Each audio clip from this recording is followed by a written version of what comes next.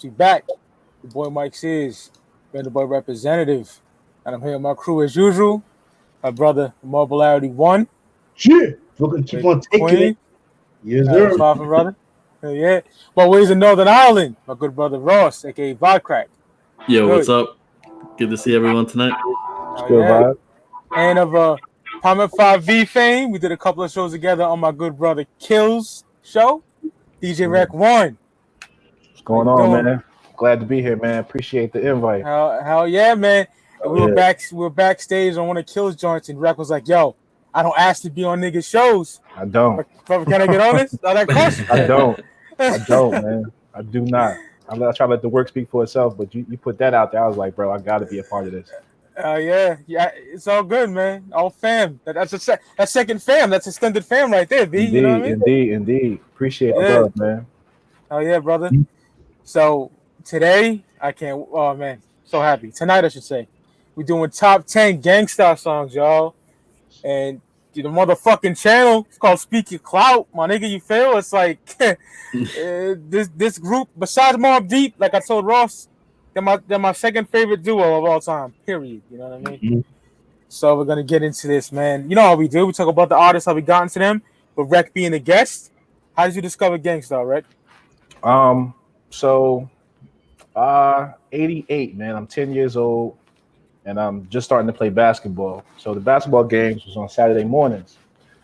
So back in the day, if you're from the same age era as me, basketball games Saturday morning before the game, I get hyped, and I'm watching you on TV raps, and Manifest comes on, and what spoke out to me about the video was that they redid the Audubon Ballroom, and they were dressed like, the FOI, Malcolm X, et cetera, et cetera. Yeah.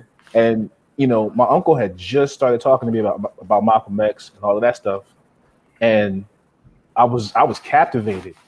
I was captivated just off the visual. And then the fact that they was dancing hard in the video, like, that was it. So before the games, and I said this on the Department 5B, before the games, man, I'll be in front of the living room on the floor model TV, getting it, running my ass off before the games. And that's how I got hit to him, man. And I've been a fan ever since, man. 88, that's 32 years, man. That's 32 years, and it still resonates to this day. Oh yeah, brother. So breakdown. I'll go, and then Stephen Ross can take the floor. I'll be quick. For me, like 92. This is before I started buying cassettes and shit like that. I bought cassettes like in 95. But my uncle, he was playing like Daily Operation all summer. Hard Body, you know what I mean? And I remember visually I was reading Image comic books at the time, like Spawn, Youngblood, Savage Dragon. If you're in the comic world, you know what that I'm talking about. Yeah. I would sit on the bed, read my comics, and be just blasting Hard to Earn, Daily Operation and shit. And then I seen the Master Appeal video. 94. I was 10 years old, man. I got that old, man. Got that cassette, got the back catalog. My uncle taught me all the shit, and Gang Starr diehard since, you know what I mean? And Moment of Truth was the first album to drop since I've been down with them. And I got it on release date, and I lost my fucking mind. We'll get into that later, but that's how I got into Gang Starr, man. Dope. Yep. Couldn't say a fly rhymes if one right under their noses. I hate you motherfucking poses. I want to hear that. Oh man. Had to get the cassette, man. Hard to Earn. Dope. My favorite album. Yeah. How about y'all? Stephen Ross. Yeah, for me it was 92, so that's Daily Operation era. I remember, living in Queens, New York, the Kiss FM, 98.7 with Ralph McDaniels, that he was that dude, man. And like I remember like Take It Personal and X Girl to Next Girl was everywhere in New York, and like that made me fall in love with Gang Starr. I mean, obviously, I'm 5 years old, I was 7. I don't know who these cats are, but I remember the songs. And as I got older, I'm like, oh, that's those cats. And man, I fell in love. And I remember seeing the video on Your MTV Raps and Video Music Box and all that shit. And I remember ninth grade, 2001.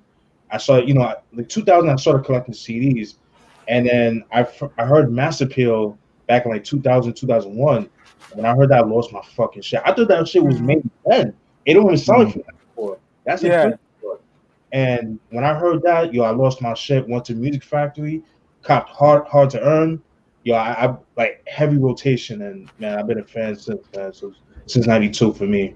But Hard to Earn was like the album that really cemented me to really became a big fan of Gang Starr. So that's how I got into Gang Starr for me. Yeah. Yeah, unfortunately, my story is pretty horrible. There's nothing really special about it.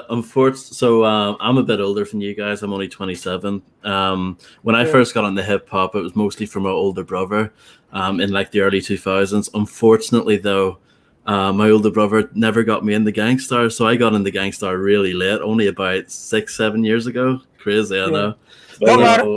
Better late than never. Absolutely. I knew I'm a big video game fan, so I would have heard Bust Your Shit from San Andreas. They were, I was on there. And Who's Gonna Take the Weight? It was on Grand Theft Auto 4. And DJ Primo actually had that classic station. He had that full mix, you know what I mean? So that kind of helped me get into sort of knowing who he was. And of course, I grew up with like Illmatic and stuff like that. So I knew like a lot of Primo's beats, you know what I mean, just from listening to the other albums. But as far as Gang Starr goes, the first Gang Starr album that I ever copped was Step Into the Arena. And love that, that step up. And ever since I thought, this is dope. And for me, Gang Starr, I agree with what Rex said, is probably, greatest duo for me. I think they have like a flawless discography, and this list was tough, man. For me, it was hard. You could pick 20 songs for Gang Starr. So many good ones. So yeah. Oh yeah. Let's get right to the list. I'll go. Rec, Steve, me, Ross. Yep. That way. All right. You want me to run through the whole list? No, we go 10-1, like each of us. Okay. All right. Bet. Yeah. So my top 10, my number 10 is Zonin off the Owners. Oh, God. 2003. Yeah.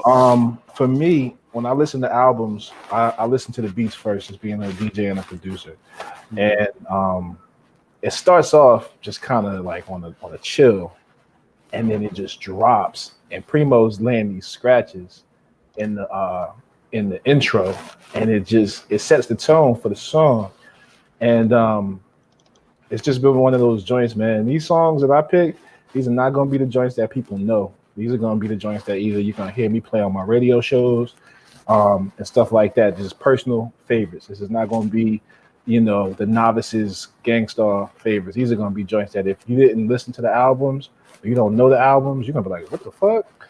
That's what these are going to be. So my 10 is Zonin. If you haven't heard it or you haven't heard the Owner's album, it's probably not a song that you're going to pick out. But when you hear it, you'll agree. Dog, I had given to that. I had given to that trying in my stereo and my whip for like months. But when Owners came out, that 50 came out. Yeah, and that's the thing. Like, the 80s was a certain sound, the 90s was a certain sound, but then for them to come back in early 2000s, when the landscape changed again, and to still have the same formula and it still be banging, that speaks volumes, man. It does. Because I was in the G-Unit, Dipset, D-Block dominated era, and them niggas came through with a classic. I love the Owners. Me and Ross were just talking about that last week. Underrated album. I agree. I think out of all the albums, personal opinion, I think it's the most underrated album because people weren't looking. People weren't checking for them. They weren't one of those groups to where like you see them on the tube all the time at that point anymore. And for them to come out and throw this in your face and be like, yeah, we still here. We hear all that bullshit, but we still here. Yeah. It's dope. Oh yeah, Rec. Good choice, brother. Yeah. What you got, Steve? My number 10, we're gonna go to 2001. It's a soundtrack joint, man, off the Training Day, The Squeeze, man. Oh, I love that joint. That beat goes hard. In the song, it talks about police brutality and corruption and the government, everything that's going on right now. It speaks volumes. I mean, especially the line when he said, How are we going to save the community? They worse than us. It's like a curse for us. Please be the first to bust. I mean, let's be real. Like, look what happened to Breonna Taylor and all these other people, man. Rest in peace to all the fallen soldiers, man. But Facts. it's just sad that in 2020 we're still going through that, and I feel like racism now, not to go political, but I feel like that it's gotten a lot worse, and it's more. I think it's worse back. It's worse now than back then. Even though Yes. I didn't live through it, through the civil rights movement, but just the fact that we got social media and the camera phones, that it's in our face, and then still nothing is being done about it. And the fact that he recorded this, probably in 2000, 2001, and it just speaks volumes. It just kind of shows you that music is timeless, and this is a great example. And yeah, that's why I chose the Squeeze, and that Nancy Wilson sample, man, just man, that shit goes hard, man. Yeah, number 10, the Squeeze.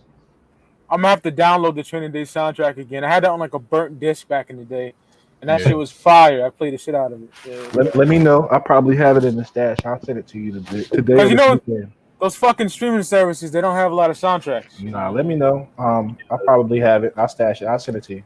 Oh yeah, brother. Good looking if you do. Mm-hmm. Okay. All right, my number 10. Everybody knows this shit. It's off the fucking compilation they dropped in '99. I forget the name of that shit, but Full Clip. That's the name of it. Yeah, Full Clip. Yeah. The title track, man. I gotta have that on there. Guru, that niggas talk about crime, but you're scared of jail. Like, fire. Showing off his Gang Starr tattoo in the video and shit. Yeah, amazing song. That Big L, rest in peace. Soon as that shit dropped, that beat, I had to put it on there. That beat is amazing. Shout out to him for that. And Ballhead Slick did his motherfucking thing, man. That shit is so captivating to me. Full Clip is amazing, man. That's my number 10. Full Clip off the double disc compilation. Fire shit. One of the best greatest hits albums in the world, man. I agree. Me and Russ talking about that. I think it's the best one in hip hop for sure. Oh, indeed. So yeah, at number 10, we're going to take it to 1992. We're looking at the Daily Operation album, and I'm going to go with Much Too Much, Mac and Mill. Love that joint. Right. You know what I mean? That's one of their more kind of jazzier kind of songs. Gang Starr were pioneers in that kind of jazz rap kind of sound of things. They had the jazz music song on their first album, and they also did the jazz thing, the song of the Mo Better Blues soundtrack. Love that too. But yeah, Much Too Much. Just something about that. As soon as the sample for the horns kick in at the start, you're like, oh, this is dope. And just, Guru's doing its thing over the top of it. Guru and Premier, when they come together, it's magical. And it's just one of those songs that puts me in a good mood. I want to listen to it. One of my favorite songs off that album. And I had to put it in at number 10. It's more like underrated, kind of slept on song, but I love it. So yeah, Much Too Much, Mac and Mill from Daily Operation. Great choice, Ross. Okay. Thank you. Ross is ahead. He got it. He's a hip hop. That's what I'm talking about. Primo, man, like we're album cuts guys. We're not singles guys. We album cut guys. Deep cuts all day. Deep cut niggas, man. I got a single or two on here, but it's all about the deep cuts. It's all good, man. Yeah. All right. So for my number 9, right? Yep. Another joint off the Owners, Riot Act. Riot Act.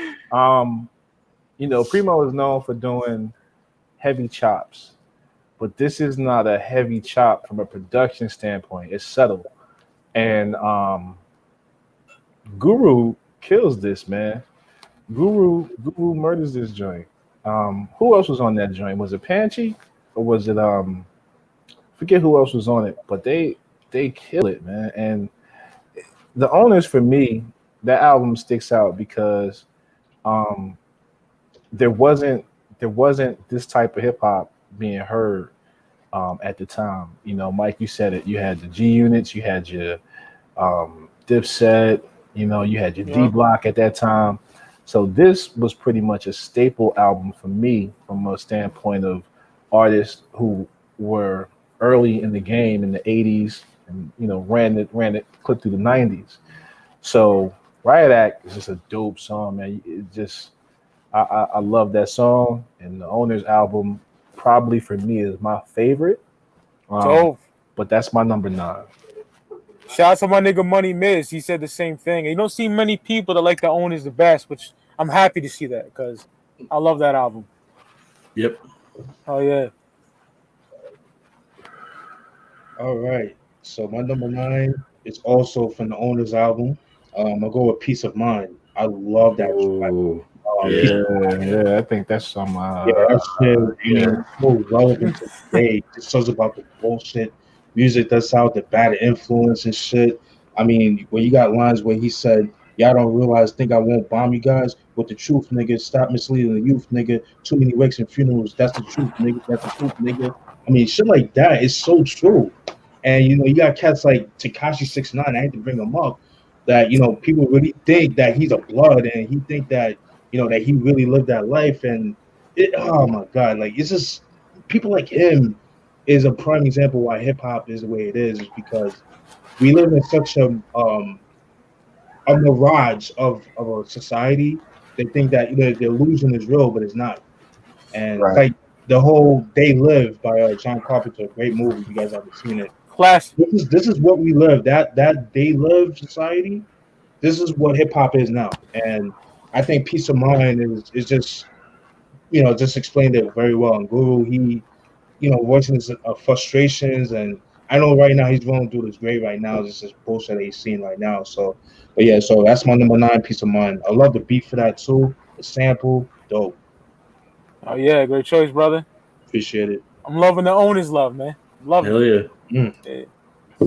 So my number 9, the 1994 classic "Hard to Earn," is the name of this motherfucking podcast. Speak Clout. Speak Clout's on here. Featuring Lil Dap and J with the Damager. He killed that. Yeah, he did. And Primo laced each nigga with their own beat. And it's fire. So that shit is fire. J-Rue killed it. Dap even killed it, man. Yeah. Surprisingly, right? Yeah, and the Dap scratches and shit. Little Dap from sick. Oh, fire, bro. I think he had the best verse out of the whole song. Probably my favorite too. Yeah. And the beat that That's why I said that because it was perfect. It was perfect. Like he's not the best lyricist, but it's just crazy that he gets the fire beats and knows what to do with them. Yeah, he does. Like he floated on. No, brother. I was gonna say, have you heard his solo album from like 07, 08? Nah. I didn't listen to that album. I kind of checked off with them guys once they kind of had their issues and things like that. So I actually haven't heard that album. Okay, yeah, it's decent, man. It's like it has like a late 90s underground feel to it. So I think you guys would like it. It came in like 2007, 2008. It's pretty decent. I like it. I fucks with it. All right, I'll check it out. Yeah. Show you how fly niggas rhyme, asshole. Guru. Shit is fire, bro. Speak your clout. My number 9. Choice, man. Thank you, brother. Mm-hmm. Hell yeah. We're going to keep it 1994. Hard to Earn. I've got Suckers Need Bodyguards. Oh. Yeah. Absolutely love it, man. Guru's known for being that kind of, not laid back necessarily, but he has that monotone kind of style. Not on this song. This song, he is pissed. You know what I mean? Yeah, it goes perfectly with what Steve was talking about earlier with Peace of Mind song. Similar kind of thing, you know what I mean? As far as like you have these guys talking all that garbage, you know what I mean? But once the shit goes down, it's a different story. Guru just, laid that out perfectly, and I love the production too.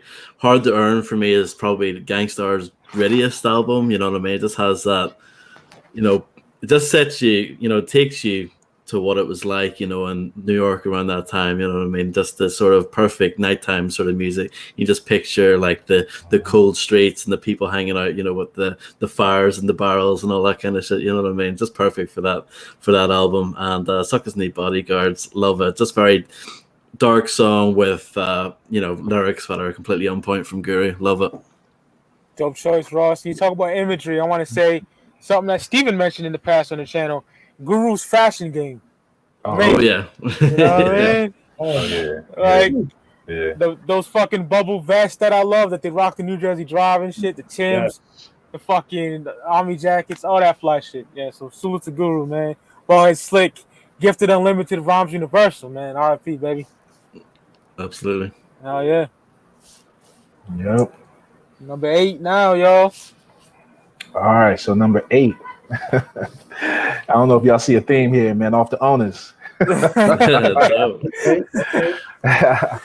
Militia Part 3. Oh. Off that album, man, probably the dopest beat to me. From the standpoint of what he sampled, the scratches. Very, very dope trilogy to the song. I didn't know they were going to do a third one. I don't think anybody really knew, but they murked it, man. They murked that song. That's a song that if you need to get hyped for something, you're gonna put that on. You're gonna put that on. Just a dope track, man. I'm not gonna get into it all the way. This show is for people who haven't seen or heard. This is more so informative. So definitely go check that out, man. Militia Part 3, the owners. Yo, Bumpy stole the show in that song, in my opinion, man. Mm-hmm. Like the way he gets so hyped, yo, love that shit. Love that. That's that throw a chair at a nigga music. Exactly. That's exactly what it is. That's that Boondocks. Right? Oh man, the fight starts. They start throwing chairs. That's what that is, man. There's certain songs that will put you in that mood, and this is one of them. Oh yeah. Have you ready to fight everybody? Amazing choice, right? That's my shit. Oh yeah. So we're number 8, right? Yep. Yeah. Number 8, brother. All right. So number 8, I'm gonna go to 1998. Mostly a lot of people's favorite Gang Starr album, Moment of Truth. I'm gonna go with a song that I don't really hear too many people talk about.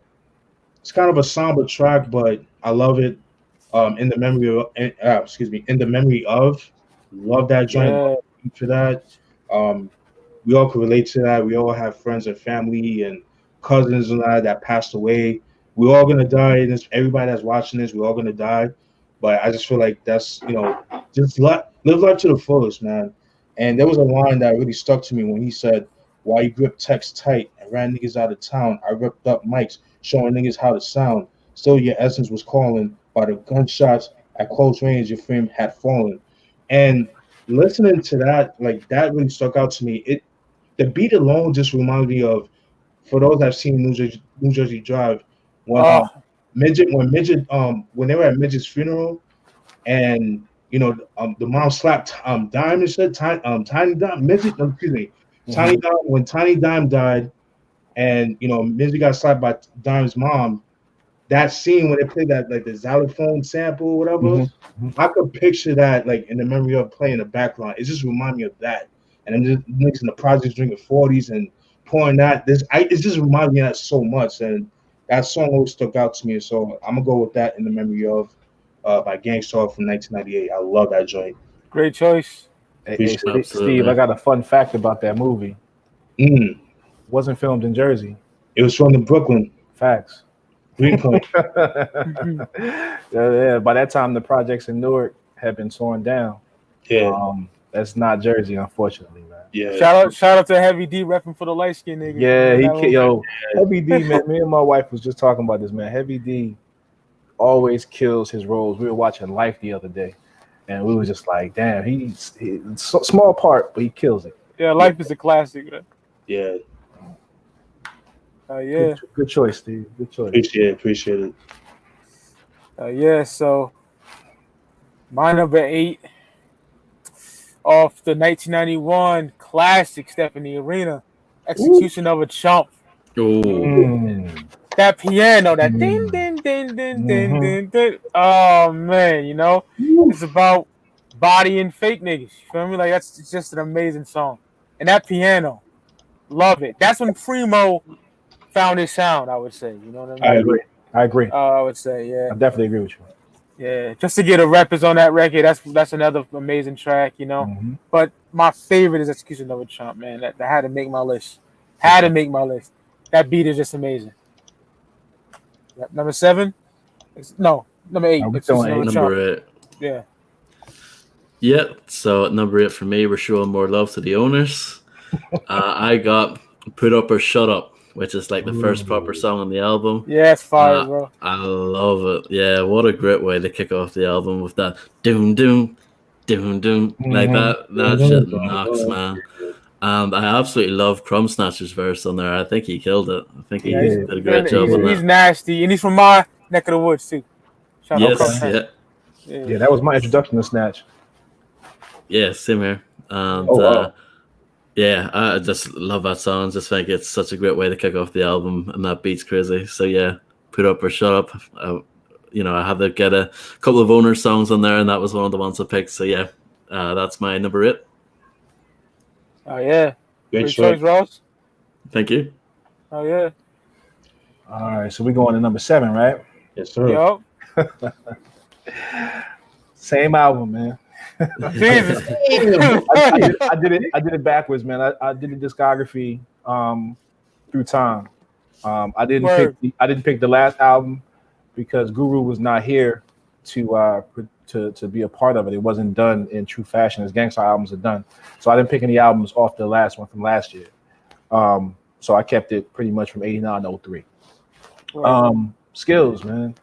Skills was a shocker for me because when I heard it, it didn't sound like typical Primo.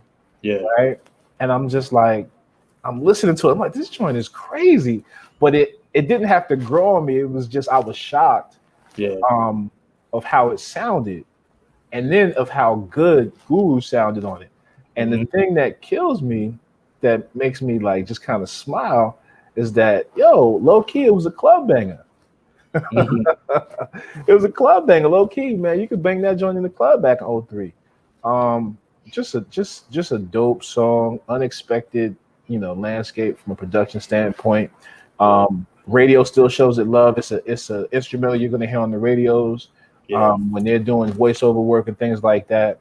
So it's had its life as far as just being able to stand the test of time and keep moving.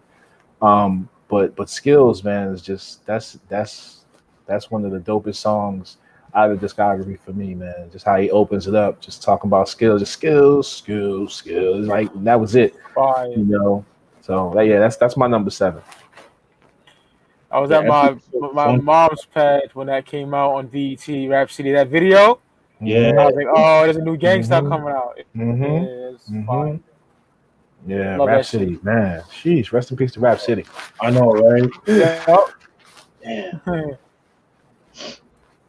All right, my number 7. We're gonna go to 1994. One of my favorite songs. It's a shame that it didn't make the album. I'm gonna go with The Question Remains, man. Love that with the Bob James sample.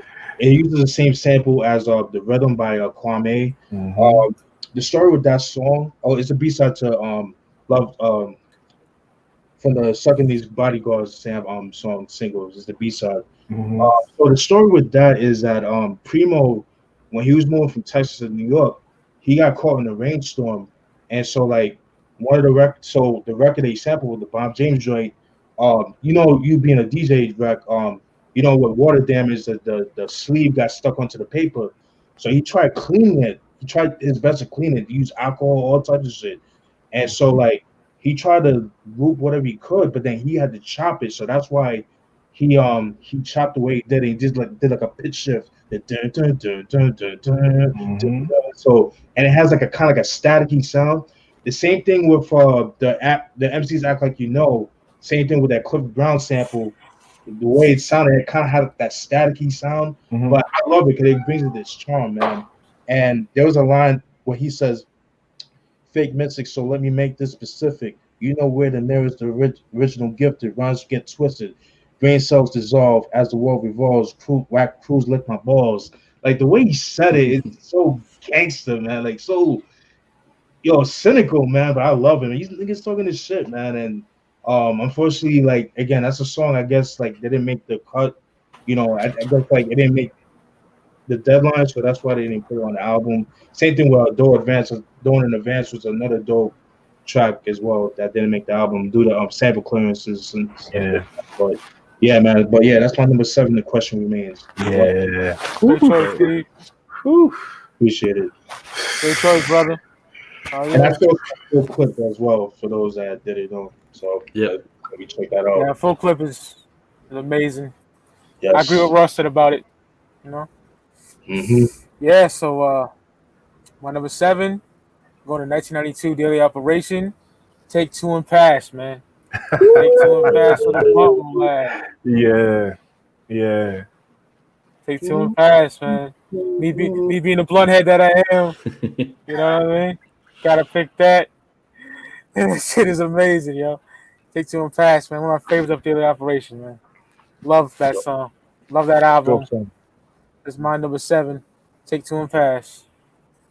Dope shit. Thank Next you, brother. up, it's a song of, we're going to 1998, going to the Moment of Truth. It's Above the Clouds featuring Inspect the Deck. Absolutely. I don't know, like, words can't do it justice. It's just phenomenal song. I love the beat to it. I think it fits, that sort of visual. You can imagine, being above the clouds. If you've ever been on a plane and you're kind of up in the air, you know what I mean. You can kind of imagine that shit with the beautiful kind of beat in the background. It fits so well. And Inspector Deck's verse, oh my god, absolutely murdered it. And Guru, of course, killed it as well. In my opinion, Deck's verse is the top 10 verse of all time. Oh yeah, not mad at that. Yeah, absolutely. So yeah, not much more needs to be said. Everyone knows that absolute classic had to be on my list. Above the Clouds, amazing. That beat, that fucking beat, bro. Yeah. That's the craziest part, because it's just I don't know about you guys, but when I first heard it and it came on, I was just like, you get that look like oh shit, it's about to be some shit, right? And just Deck opens it up. And it's just like, oh shit, that's a dope pick, man. That's a dope pick. Thank you. Oh yeah, that's a dope pick. So where we at, number 6? Yes, sir. Yep. All right, man. So Moment of Truth. 98. I'm a junior in college, sophomore in college. Okay. Betrayal. Oh. Now I live in Houston currently.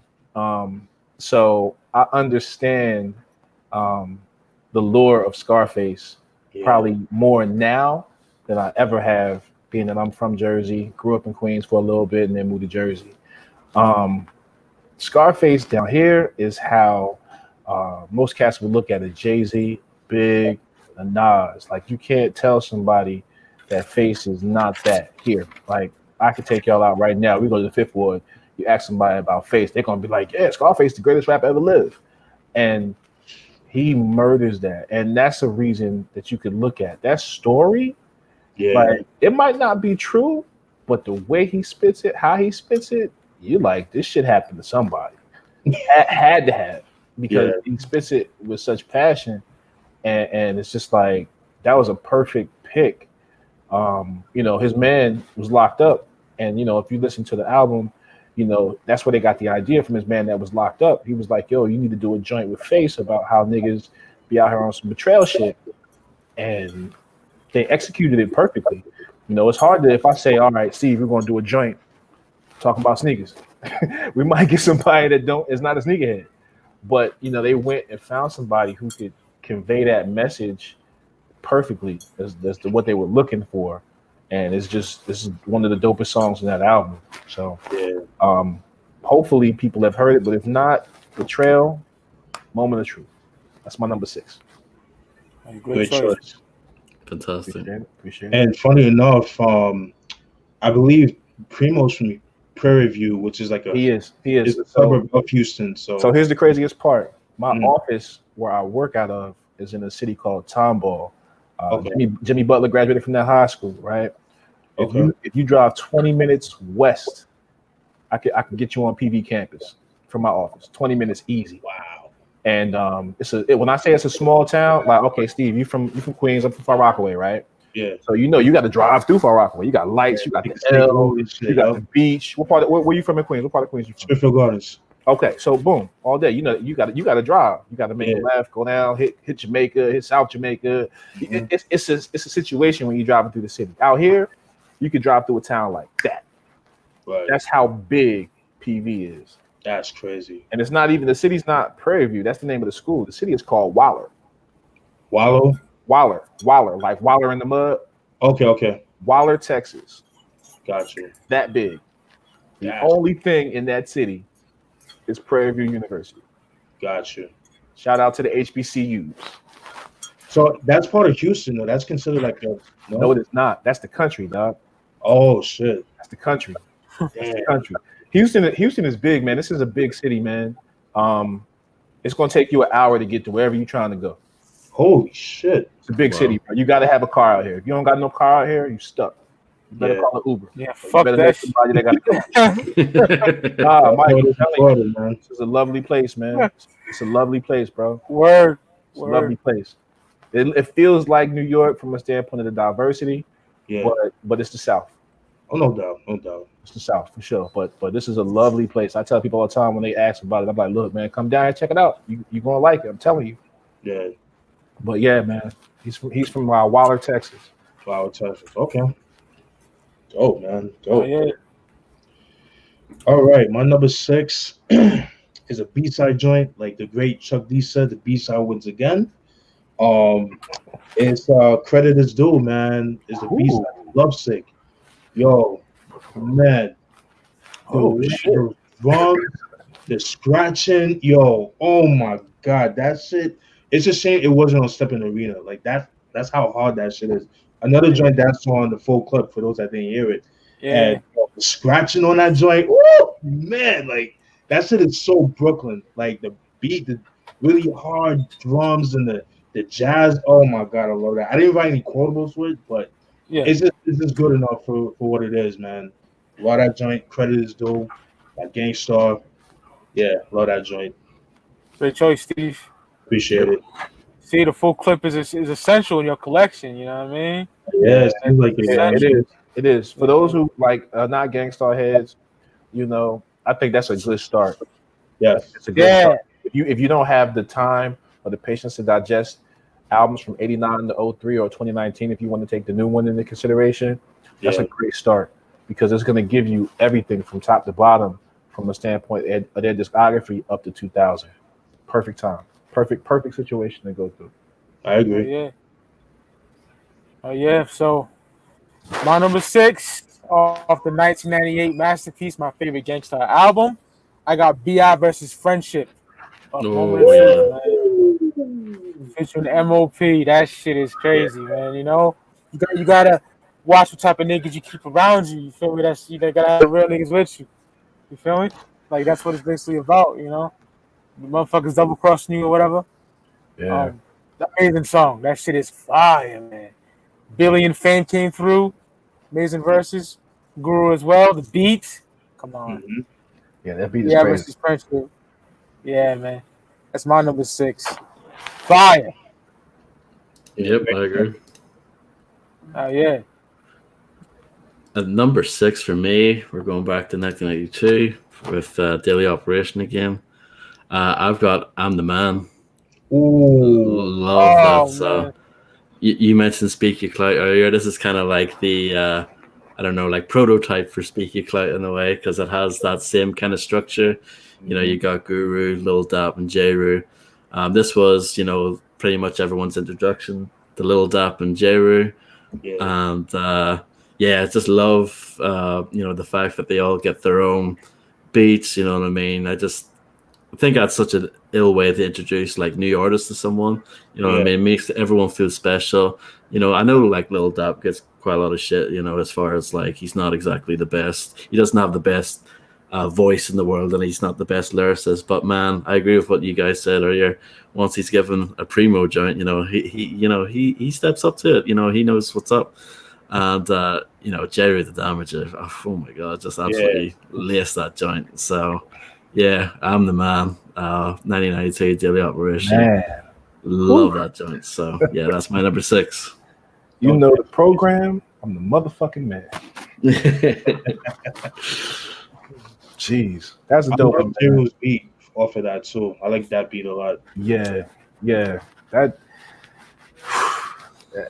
it's we could sit here for years and talk about this type of stuff, man. Oh But yeah. those guys, Absolutely. they talk about it often as far as their formula, and it worked. It worked. It was not a situation where the formula didn't work for them. And even in Death, when Primo went back and did the new album, he did it the same way. Took the verses and was like, okay, I got the verses, let me go do the beats. It's rare you see that from a production standpoint, man. People want to hear the beat first, and then they'll go right. But to have something maybe already written, or have the idea of what it is you want to convey, and have the beat done, or have an idea of the beat done, it's hard to do, man, for so long, and it still stick. Yeah. Oh yeah. Crazy. All right, so my number 5, Crack spoke on it. I'm not gonna get too deep into it, man. Above the Clouds, Moment of Truth. Oh yeah. Like I said, man, that deck verse, and you can at me. Just argue. Top 10 verse. Yeah, at DJ Wreck-1ne. You can at me. I got time. Top 10 verse for me. Period. Point blank. Not bad at that at all. Incredible. Yeah. Good luck with that argument. Yeah. Hey man, look. Hey, Crack. Follow me on Twitter, and you will see. Oh yeah. Oh, Twitter's a war zone, man. Yeah. The biggest fickle hip hop band you can find in that mother. I don't even bother anymore. Jesus, I'm bad on Twitter. I'm so Yeah. that would hurt so many people's feelings. It's entertainment, man. Oh yeah, Pure absolutely. entertainment. Absolutely. Pure entertainment. But Niggas got at Steven. Grown men got at my nigga Steve because he was getting on Jay. Like, you would think Jay-Z paid these niggas water bills. Dude, Like, you have seriously. no idea. yeah. That's just what it is. They don't. We talked about this on Apartment 5B. Yeah. You guys have collections of CDs, tapes, and probably vinyl. Same here, right? Yeah. We lived with an album. You sat with it. You digested it. It took you through things, whether it was good or bad. That album stuck with you. It stayed with you. You felt it.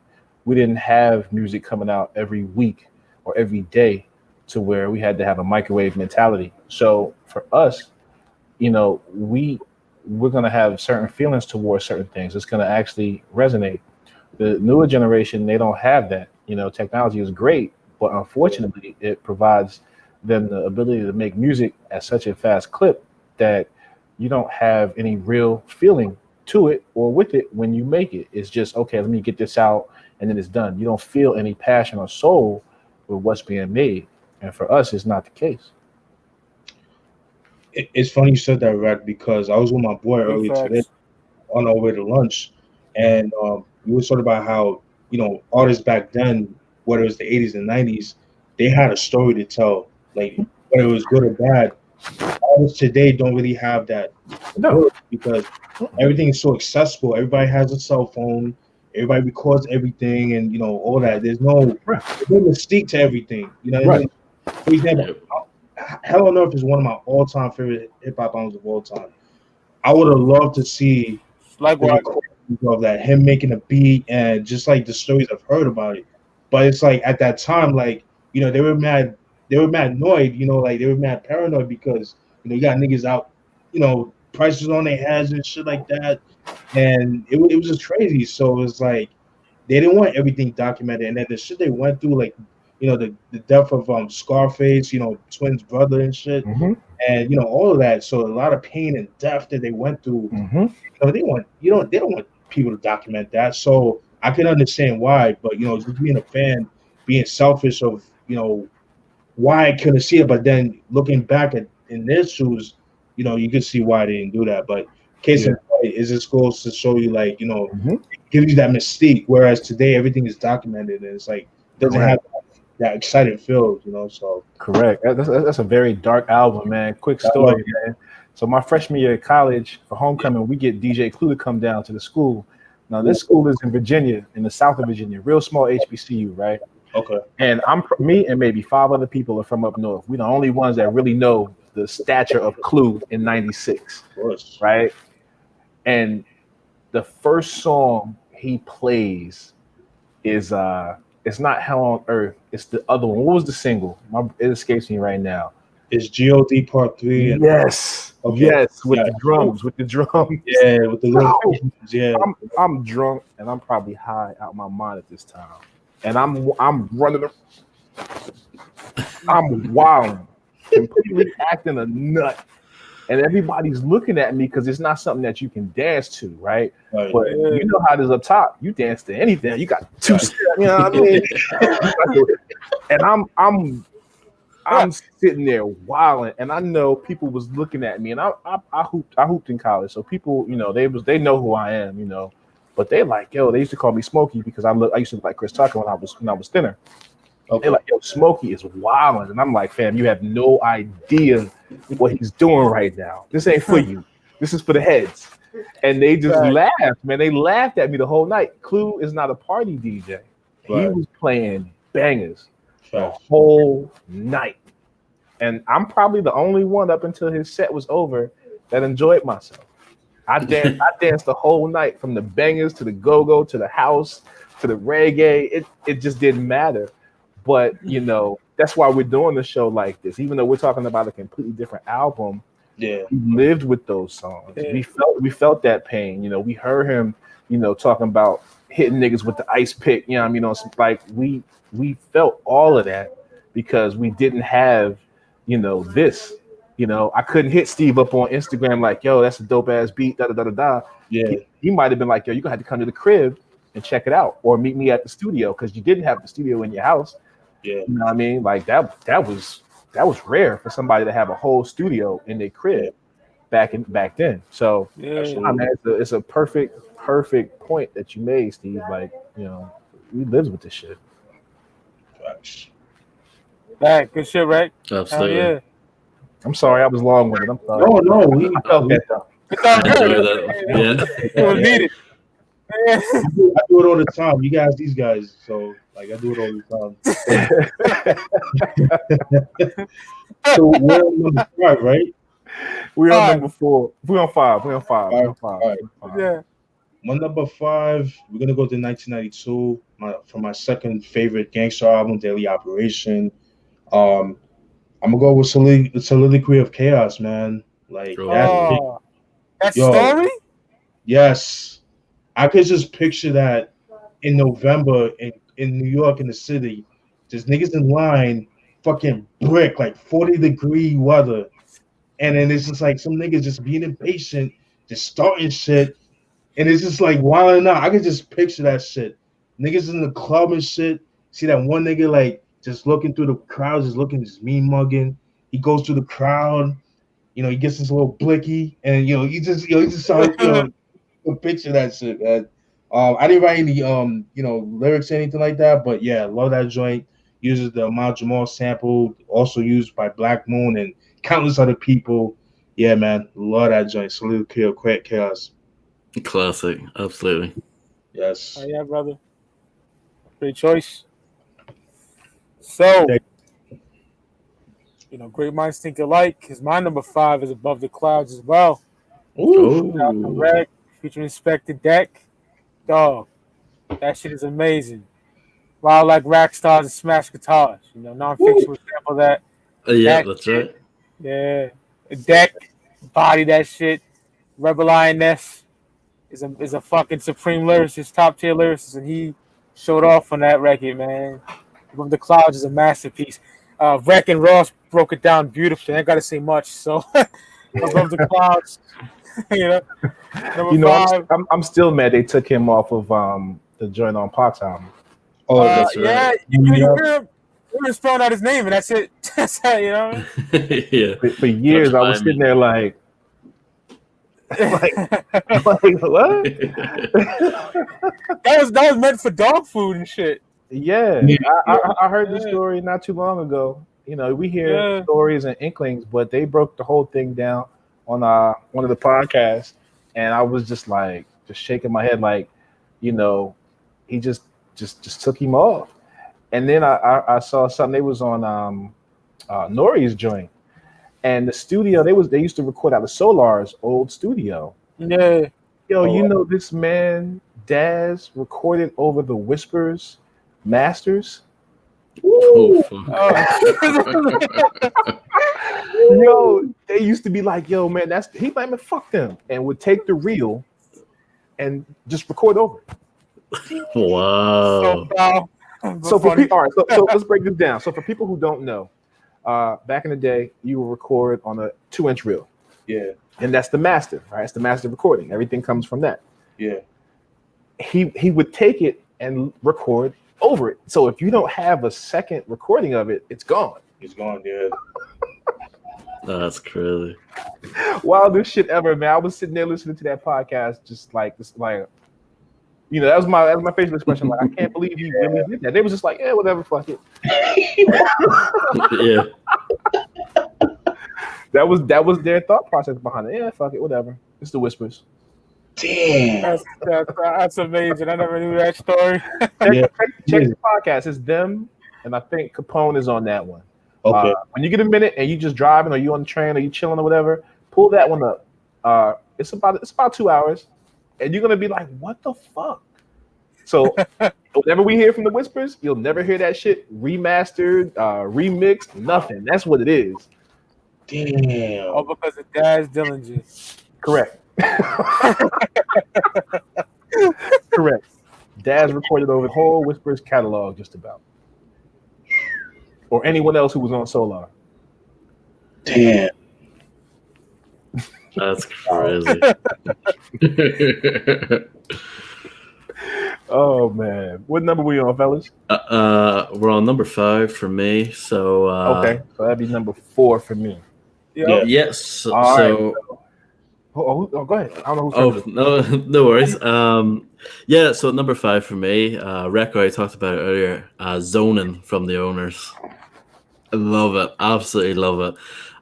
You know, the Owners has a lot of variety on it. That's one of the reasons why I like it so much. There's a good mix of styles in there. Yes. And Zoning, like you said, it has that sort of a chill vibe, but at the same time still has that grit to it. You know what I mean? And I love it. It's towards the end of the album, and it's definitely one of my favorite songs off the Owners, man. Not much more to say about it. Wreck did a great job, but yeah, Zoning at number 5. Love that song. Yeah. Great choice, Ross. It's my joint. Thank you. Fire. All right, so number 4, man. Code of the Streets. Hard to earn.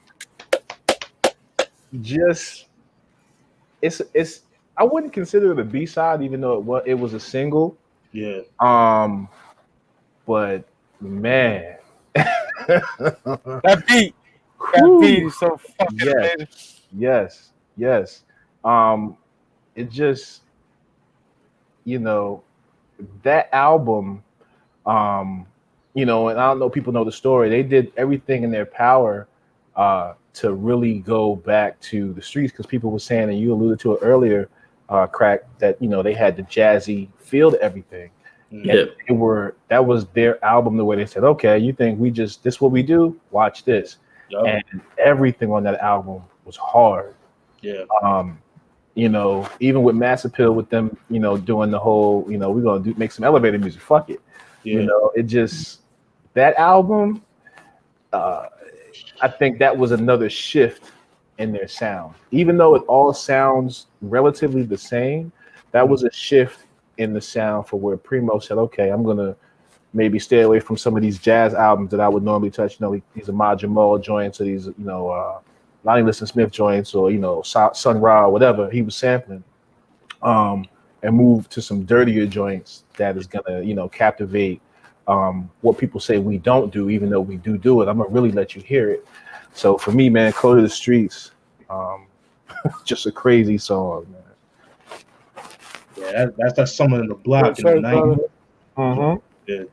And it was Guru that beat, right? And it was co-produced by Primo. Isn't that right? I'm not really sure. Oh shit. The credits for a lot of these I don't know if they're real. Yeah. No, I don't have any of my CDs. All of my albums, for the most part, are singles. Okay. But everything that I've seen, for the most part, says Primo. But there are some songs, when I was doing some research today, they do say produced by Guru and Primo, which I'm sure Guru had a hand in a lot of that. It can get mixed up in conversation or whatever. But I would agree that possibly Guru might have had some hand in that. Classic. Yes. Yeah, dope. I love the video for it too. Very dope. Yeah. All right, my number 4. I'm gonna go to 1992, Daily Operation. It's a song that introduced my introduction to Guru. To Gang Starr, man. I'm gonna go with Take It Personal, man. That beat, the video was so gritty. I mean, you can never make a video like that ever again. Like, come on, like, nigga get choked, he get hanged, he get choked out in the pool hall, and his mom's finding him hanging in the ceiling. Like, come on, you can't do that today. Like, hell no. You can't. You see that? You couldn't do that 20 years ago. Never mind today. Yeah. That was, like you said, Ross, it's 20 years ago. That's crazy. It's crazy to think about that. But yeah, man, this album, man. I mean, that song, man. Like the beat. In fact, I think Primo said that was like one of the last beats he made on the SP12 Turbo. Cause that's what he used when he first started. And then I think around this time he started using the Ellis's HR16. And I think I think from then on he moved on to the MPC60.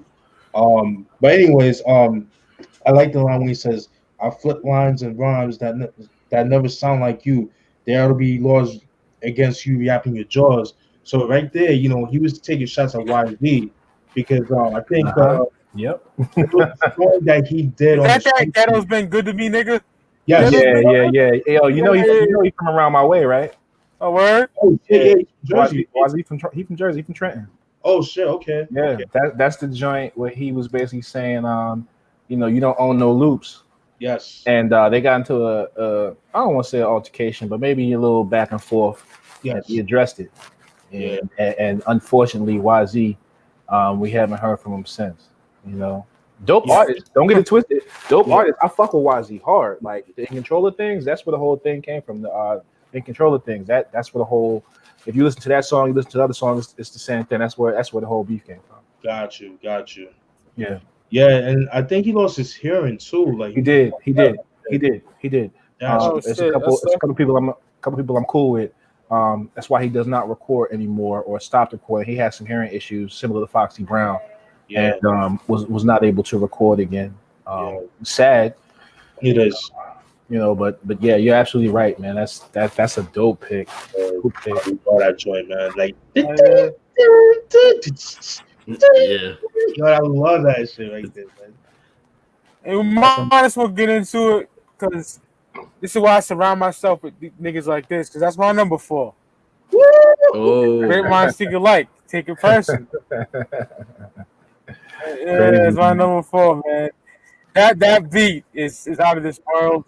Yeah, Steve broke it down lovely with the video. The performance on your MTV Rap Show. Oh yeah, incredible. Yeah. Performance, Take It Personal on MTV Rap. Yeah. I had to record it on VHS back in the day, but yeah, Take It Personal. Yeah, there you go. One of the illest Primo beats ever made, though. Yeah. My number 4. Up number 4 for me. We're going back to 1998 for the Moment of Truth album. It's JFK the LAX. Ooh. Absolutely love that song. About that ratchet charge. Yep. At the start, it starts off with the phone call, Primo getting called up, being informed, that trip to LA, might be delayed. Your boy Guru got knocked. What? You know what I mean? You sound like you're playing it right now. You sound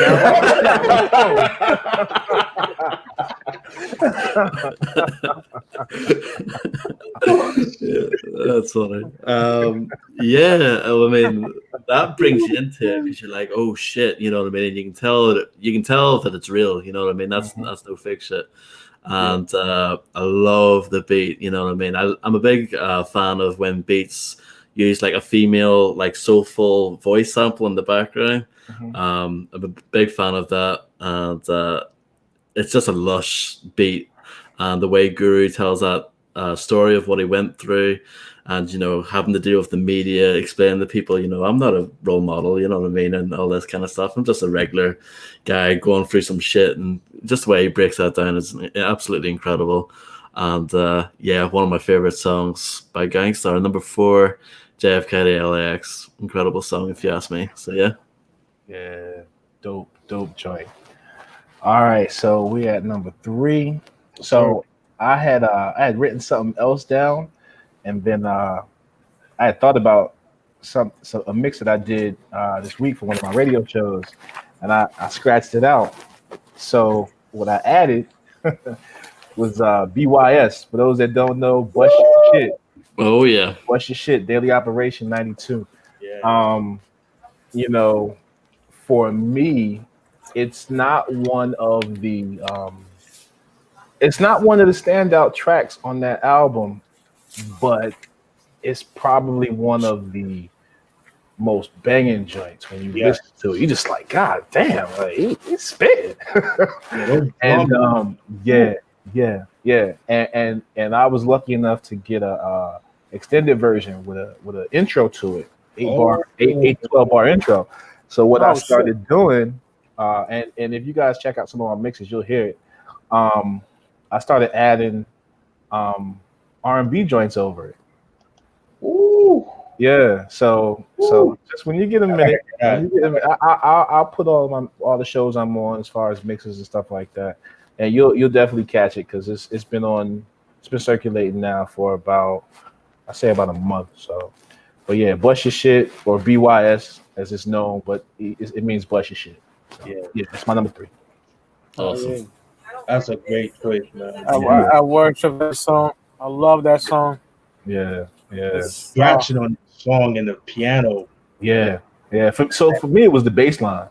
Okay. The bass line.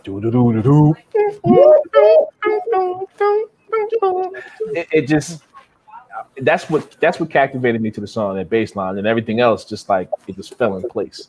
It's not a chop. It's just that's when he was looping, and it's just he found the right loops all the time. 40 ass rappers, I'm gonna bust your shit. Yeah. I start up to a crab MC like this, tap him in the head with the mic like this. Oh man, absolute fire. Yeah. That's my joint. It's just a dope joint for me, man. I try not to play it too much because it's a favorite of mine. Yeah, but it's that's you'll catch me playing that more probably than any Gang Starr song, honestly. This reminds me of San Andreas, bro. Like, You be riding around playing the joint the whole time. I thought I was the only one who used to do that. Beat is fire. Yeah. I'm gonna play that right now. It's so good. Man. Yeah, man. Great song right there, man. All right, man. My number 3, man. I'm gonna go back to 1994, man. Hard to Earn, man. I'm gonna go with I forgot who chose the song, but I had to put on my number 3. Sucking These Bodyguards, man. Love that joint. The video. I mean, it just talks about the bullshit rappers, as like motherfuckers that act tough, but then they're like paper thin soft and shit. You know what I mean? Like, just love that right there, man. Love the line when he said, "MCs all laid out like stiffs in the morgue. Praise the Lord, you're in it all like a gripping my mic cord. Rhymes I rip with swift execution. One verse could cause you girls to prostitution." Another line when he said, "Hardcore fans are fed up with your folklore of line strip you raw, infect you like cold sores." Like, I love that. It's just so ill, man. And like, I think that's a sleeper track. That's a song that I don't really hear a lot of people talk about, even though it was a single. But a lot of people don't really talk about that song like that. That feels more like a B-side compared to like Quick, which man, that song Dwick, that's another woof. Yeah. That's not on my list, but not on mine either, but I worship it. But that song just goes hard, man. And to me, that sample, fucking Diamond D used it as well, but I feel like he flipped it better though, in my opinion. So, but yeah, that's my number 3. Sucking These Bodyguards for me. Yeah, dope. Dope. Dope choice, brother. Thank you. My number 3 coming off an album that we all worship, The Owners, man. I'm going with Right Where You Stand featuring Jadakiss. Yeah. That shit is man. Yeah. Oh, it's like they battling each other and shit, man. You know what I mean? That shit is fire. Kiss's verse, cause he pussy, he ain't gonna do nothing but look. And when it comes to beef, he ain't gonna do nothing but cook. It's like, come on, bro. Having passed the Timberlands off right to your mans, dog. Right Where You Stand is a masterpiece, man. I love that song so much. Guru, schooled that shit lyrically. Great track. So my number 3 is Right Where You Stand off the Owners record. I love that album. So, and that song is just a fucking standout. Yeah, big time. Absolutely. Oh, yeah. For me, number 3, Mike talked about it earlier. It's Full Clip from Full Clip. Big song. You know, most people, anyone who knows Gang Starr probably has heard it. Mm-hmm. But it's just such a good song. I think it's the perfect single for your greatest hits, as far as like, it's a perfect celebration of everything up to that point. You know what I mean? It's like you get a mix of everything on there. You know, you kind of got like a braggadocious, confident Guru. He's doing that kind of intelligent shit, but mixing it in with like hood shit. You know what I mean? It's just the whole mix there. And that beat from Primo, it's so bouncy, it's so catchy. It was destined to be like a big single, and it's just an incredible song, and I never get tired of it. So I had to make my top 3, man. Full Clip. 1999 of the compilation album, worth getting it just for that alone, and then you get so many amazing other rare tracks as well, and some other new songs as well, like Discipline and shit like that. So yeah, that song. Yeah. Oh, that joint with fucking Total. Yes. Yeah. Mm-hmm. Yeah. Fire. That's a joint. That beat, man, retarded. It was unexpected, because it's like, damn, he done went and pulled Toto on this and put this shit, like, the fuck? And I love the Gang Starr R&B features, just like the KC and the Loyalty joint. Yeah. They always had the right features. Always. That's true. Yeah, like every collab they did, it just worked. Yep. Man, so we had number 2. Yeah. Yep. All right. So I'm going to Step in the Arena joint, man. For me, it was the video. Step in the Arena. I don't think that album gets talked about enough. I think it got kind of looked over a lot. 91 was a wild year in hip hop, and I just think it got looked over. Joint for me, man, is Who's Gonna Take the Weight. The video is what got me. You know, to watch them in this soundstage with nothing else around them, and Primo is cutting that horn, Fred Wesley, and it's just like, yo, this shit is crazy. Like, less was more when they threw the visual at me, and I love it. That's one of my favorite songs from them to this day, and it's not my favorite on the album, but it's one of my favorite Gang Starr songs. And it just, you know, it does it for me. You know, I had the tape, you know, EMI back in the day, I don't think they made their tapes with good quality. I played that tape so much, man, to where the tape was blank. Holy shit! Like, there was nothing else on the tape. It was just a blank tape. To where I had to take a. So back in the day when you bought tapes, it came with a label. I would have to take a label out and write, you know, Step in the Arena on the tape, because I had played it so much. You figure at 91, I'm 13. I'm doing a lot of traveling for basketball. I got the tape in my Walkman religiously. So I played it that much to where, you know, it just, I played it to where the words fell off of the tape. It happened to me when the words just fade the fuck off. You got nothing but the fucking tape. It just like it just did it for me, man. So yeah, man, Who's Gonna Take the Weight? Definitely gotta check that album out, man. I think that is the most slept on album in their discography. It is killing for a remaster. We need to. That sounds horrible. Hopefully, Daz wasn't in the studio because the masters is gone.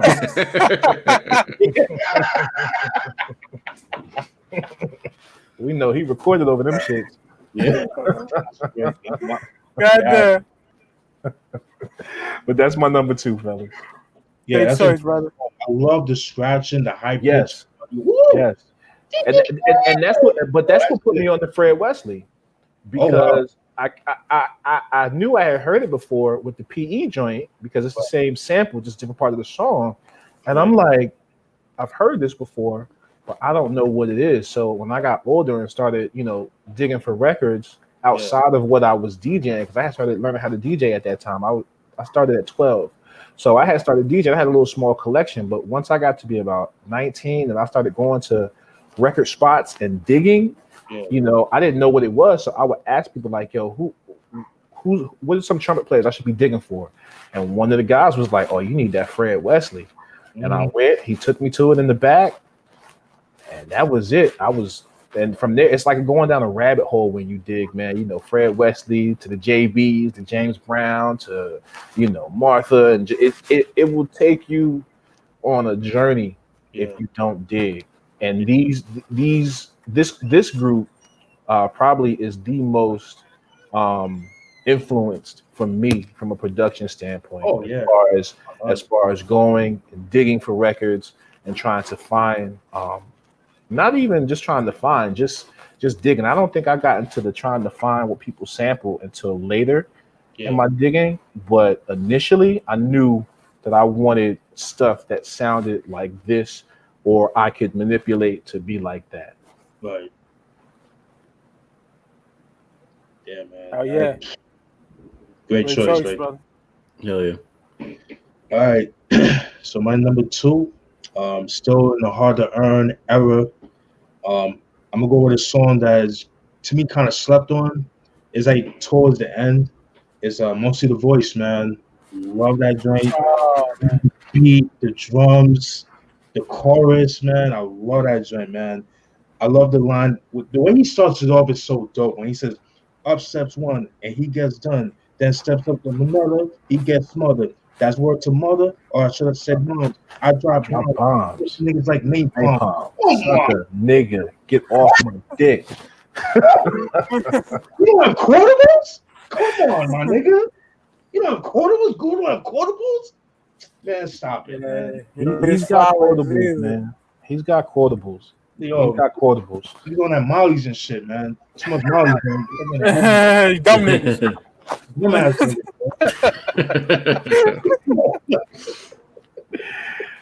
Good pick, Steve. He got quotables, man. Yeah, man. And then like that when you use the EPMD sample, you got to chill. Ooh, yeah. Like, they knew how to convey their message sometimes without even speaking. Facts. Little subtle innuendos in the song. Before we go to Mike, I have to show you guys something that I found the other day. Hold on, let me see if I can share it. Yeah, let me share this. Y'all see it? Did it come up? I gotta add it. Okay. Yeah. Yeah, it came up, but it's not like showing yet. I see Guru look like he's playing the piano or something. Yeah, there you go. That's him on the SP 1200. Yeah. Oh shit. Yeah. Yo, send me that, man. Dope shit, I got bro. you. Send me that. I got you. Send me that. I got you. Got you. I got an idea for that. Yeah. Woo. Yeah. We dope with some artwork. Feel me? Mm-hmm. All right, shit. Yeah. So my number 2, Wreck talked about it already. BYS bust your shit off Daily Operation, man. I love that shit. I just quote that fucking line all the time because I think it's so cocky, I slide through to a crab MC like this, tap him in the head with the mic like this, and you hear the mic tapping. Like, that shit is fire, bro. Fire.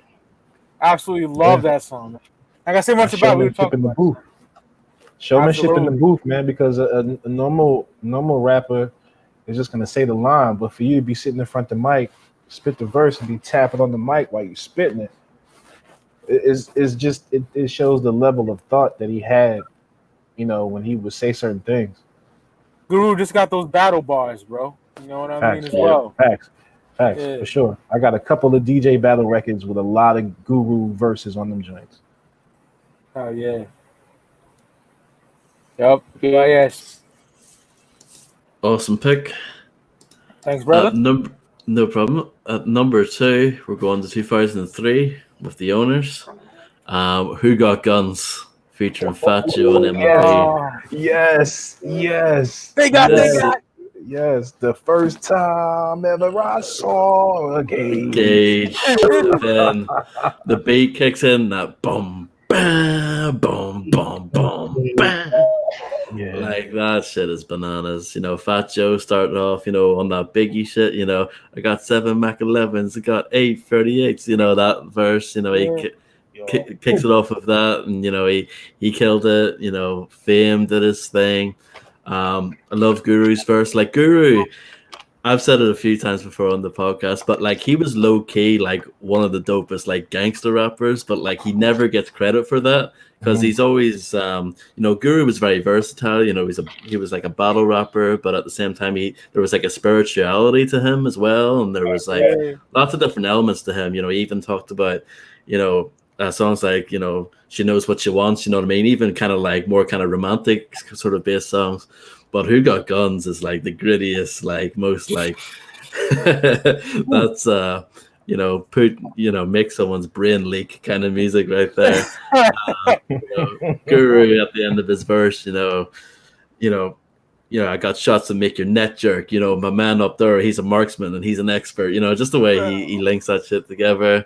And Billy Dan's at the end, he just absolutely kills it. I love the bit where he says, I'll put holes in your whip and flip your shit over. And they go, ah! As he says it. I just love it. Amazing song. And I had to put on like definitely at least one MOP Gang Starr collab. Because anytime they did a song together, it was magic. Even the Lights Out song on the last album was dope. God. Yeah. So, but yeah, Who Got Guns? I absolutely love it. It's an absolute banger. So yeah, number 2 for me off the Owners. Yeah. That's a very dope pick. Thank you. Pick. Yeah, very dope pick. Damn. So we had number 1, huh? Number 1, my nigga. Yeah. Number 1. Okay. I spoke about it in the beginning, man. For me, it's Manifest. That's what introduced me. I was lucky to be of age to understand hip hop and have it start to influence my life. And this song probably, started my love for Gang Starr because, to sit there as a 10-year-old, I don't even know if I was quite 10. Yeah, I was 10. I take that back. I was 10. And to sit there and it was religious for me. In the morning, Saturday mornings, our games would be early, 10 and under. You're going to have the early games. My games were probably at about 11 o'clock. I'm up at 10 when MTV Raps came on. And I'm hoping that before I got to leave to go to the gym, that Manifest comes on. You know what I mean? And if it came on, I was going to have a good game because I was hyped, And there's 2 versions of it on the album. The first version, listen to the second version. It's at the bottom of the album. Yes. It's a little bit more bouncier, got a little more swing to it. Yeah. Listen to the second version. Let me rephrase that. The second version has more of a fullness to it. The first version felt like maybe that was just a version to get to the record company and say, hey, we got this track out. We looking to maybe push it as a single. The second version, which is what you see on the video, was in my opinion, I think finished product. But that was it for me, man. No More Mr. Nice Guy. It's not your typical Gang Starr album. You can tell they were very early on in the process. The beats are very 80-ish. Yes. But that song, Manifest, that version, that was just like, oh shit, this don't sound like that, and I want to hear more of this. That did it for me. I don't even think I heard that whole album probably till 2 years later. I was just stuck on Manifest. I didn't want to hear anything else off of that. I was good with what I heard. And then once I got to 91, Step in the Arena, that was it. It was solidified for me at that point. But my number 1 is Manifest, man.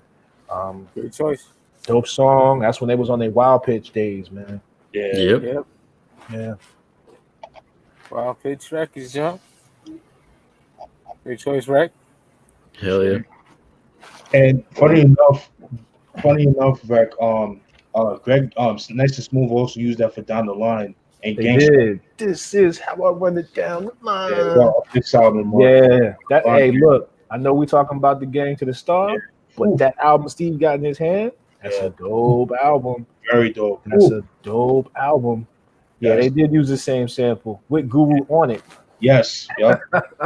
Nice and Smooth. Yeah. Yeah. His Smooth B's interview with DJ Vlad, man, is so entertaining. So cool, man. He's a cool guy, man. I'm gonna have to check it out, man. I don't really do that cat too much, but I'm gonna have to check it out because of Smooth B. I'm gonna check it out. Yeah. I'm gonna check it out. I might check it out tonight. Yo, his stories with Bobby Brown, oh my God. Oh, I could imagine. Oh, and prayers up to him too, man. You know he just lost his wife. Yeah, I heard about that. Yeah, he just lost his wife. I think earlier, and we're in October, but earlier in September. So prayers up to that cat, man. You said Greg Nice lost his wife? Smooth B. Oh man, damn. Yeah. I follow him on Instagram, and he had put some stuff out initially, and then he put something else out a couple of weeks afterward, and I was just like, oh shit. Damn. And then Large Professor went to the funeral and everything, and he had posted it and stuff like that. So yeah, prayers up to Smooth B, man. Yeah, man, for real. Damn. Yeah. All right. So my number one, still Hard to Earn. So you guys, my theme for Hard to Earn, man. Obviously, that's my favorite album. The very last song off the album, man, Coming for That Ass, man. Love that joint. Love the use of the Blind Alley drums and the bass line after the snare. Love that joint. Everybody's used that, but the bass line is what got to me. It's like the boom, boom, boom, boom, boom, boom. Yo, that shit with the drum. Oh my God! And the scratching. Woo! Yeah, here they come. Here they come. Woo! Use the Run MC sample. Love that joint, man. Love the line was when he said, Who's that lurking in the dark with the hoodie strap, puffing on the blaze, mellow, meditating, black, iron and press, cause the rest of the fest. Sometimes I want to flip, clap a hole in the chest, like shit like that, man. Just the way he said it is just so ill and gangster, man. I wish there was a video for that, but bullshit. That would have been a dope video. That would have been a dope video. I could see that being like kind of how like they do like cut like half videos and stuff. I could see that being for Sucking These Bodyguards. Yeah, talking about like 2 songs, 2 videos. Yeah, that would have been a dope video. Yeah, that would have been a dope video. Yeah, for sure. Love that joint, man. Yeah, that's my number one song for Gang Starr. Love that joint. Can play that all day. Choice, Steve. Great, yep. My number one is a well-known song. I can't help it. It's my favorite Gang Starr song ever. Moment of Truth album. Like I said, my favorite album from them. You Know My Steez. Woo! Oh, yeah. You Know My Steez. It hits different, man. Yeah. I love that song. Yes. You Know My Steez. Yeah. It's the video. I used to watch that religiously. Yep.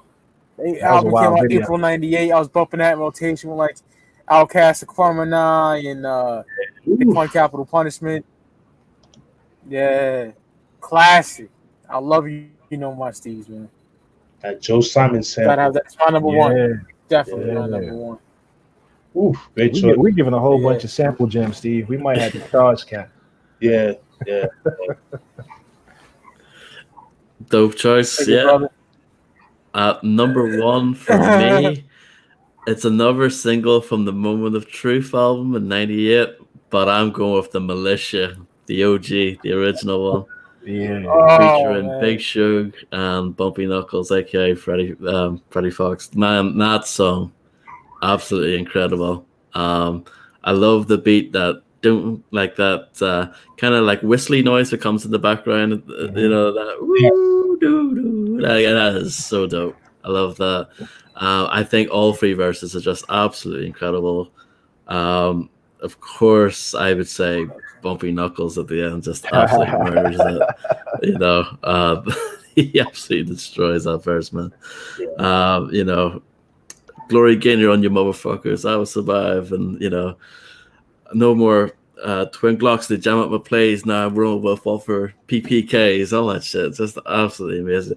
I push these lyrics into MC and make them burn, like all that shit. I just love how he's so aggressive and everything. You know, get the tech. You know what I mean? All those great lines that he pulls off. But man, Big Shug, he kills that verse at the start. He sets it up perfectly. And Guru's like the bridge in the middle. You know what I mean, between the two guests. You know, just absolutely love the Militia, even though it's like a big single or whatever. Yeah. I don't care. I put it at number one. Yeah, the video is dope too. Yeah, it's a great video with them kind of standing up on like a bridge kind of thing in like a warehouse.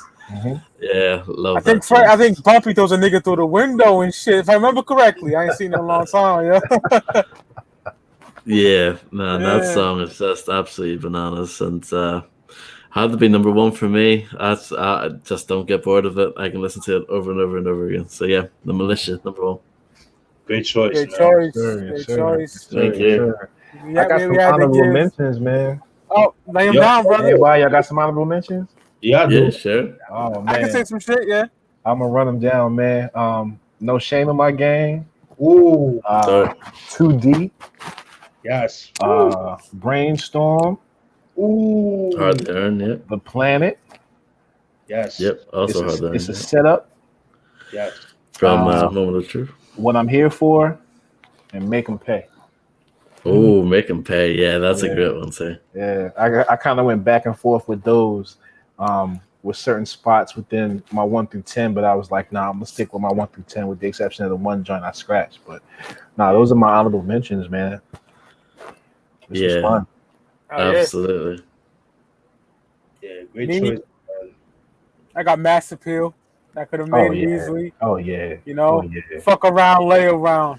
Yo, that was on my list at one point, and I took it off. Yeah. Yeah, fuck around, lay around, do or die. Oh, that was one of the first joints I tried to sample just to understand time. I sampled those pianos. I had the Gemini mixer that had the sampler on it. Yes. And you had 4 banks and you could sample or whatever. And that was my introduction to just learning 4/4s, you know. I played the trumpet in elementary school. You get taught that stuff, but you know, when you're not actively playing something to count it in your head, now you have to count it, you know, without having to actually put your hands on something. Right. And yeah, man, I used to sample them pianos just to learn, bro. Yeah. Crazy choice, Mike. Oh yeah. That and plenty other ones like joint with Tons of Guns. Same with that joint? Oh, Tons of Guns. Yeah, that shit fire, man. That's another one I left off too, man. I wanted to put that so bad. Yeah, we got Guns. What Ross said with MOP and Joe, like they got fire, man. Yeah, I got plenty of them, man. You know, they can go on and on. Lights Out off the new record. You know what I mean? Yeah. That album is dope, man. I didn't want to put anything in here just because, you know, Guru wasn't here, man. Right. Or wasn't there. I agree. You know, I would have, but I just said, no, I'm gonna put that over there and put that in like the little box or whatever. Right. Yeah. Yeah. Check the Technique of Step in the Arena as well. That's one of my favorites. Uses that Marlena Shaw sample. Yeah, I love that. Yeah. You like those old female singers? I do. Yeah, I'm a big fan of that. Yeah. Okay, I'm gonna have to send you a little package. Please do. Got you. I like chopping those up, so I'm gonna send you some stuff. Dope. But yeah, this was great fun. Really enjoyed it. Hell yeah. Doors open anytime for my nigga DJ Wreck-1ne, man. Hey man, I appreciate the love, man. Yeah. Come on, man. Appreciate it, man. For sure. You got anything you want to promote? How can they find you, Wreck? Oh shit, man. So it's funny, man. We sitting here. I got an email. I just got picked up for a new radio station, man. Congratulations. Appreciate it, man. Blazing FM 98.5. I'm gonna start doing some mixes for them. That's out of Denver. Those will be aired on Fridays and Saturdays. I'm on Texas Fleet Radio Wednesdays at 6:00. I do my show called The Foundation. It's pretty much B-sides, just straight hip hop. You know, no new shit. I don't. Nah.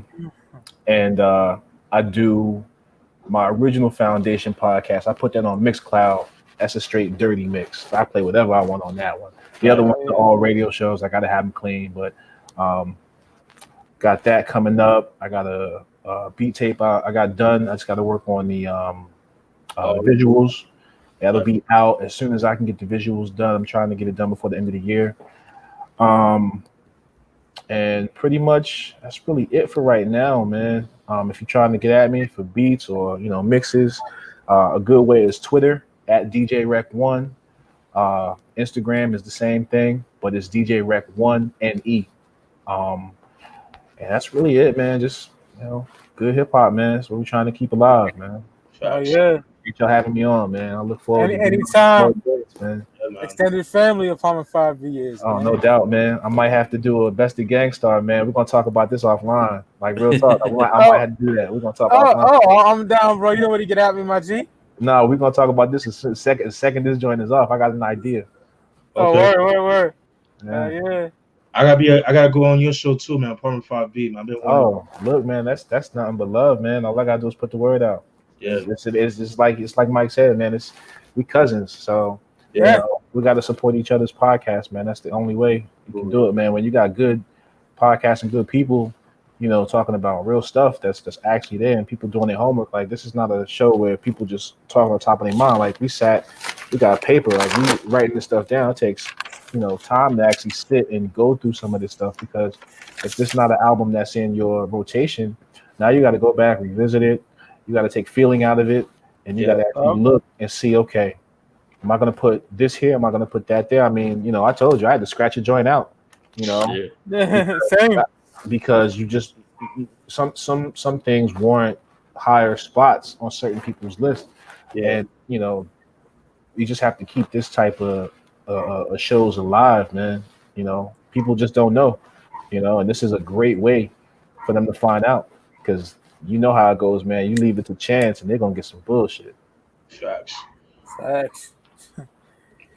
Well, you want to do the playlist next week, Ross, or hit them with tonight? It's up to you. We can leave it until next week. It's fine. I don't mind. Because we're gonna be long anyway. That takes a while. You know what I mean? Yeah, definitely. And I think this is like a good note to kind of end off on. Yeah. Hell yeah. So, Ya Clout Podcast, Palmer 5B. Shout out to my nigga DJ Wreck-1ne. Follow him. You know what I mean? All that good stuff. I follow back. And we see you niggas on the flip side. Fuck Solar. You know what I'm talking about. RP Guru. Absolutely. Shout out to Premier. We off this bitch. Thanks, guys. Oh yeah, thank you. Oh man.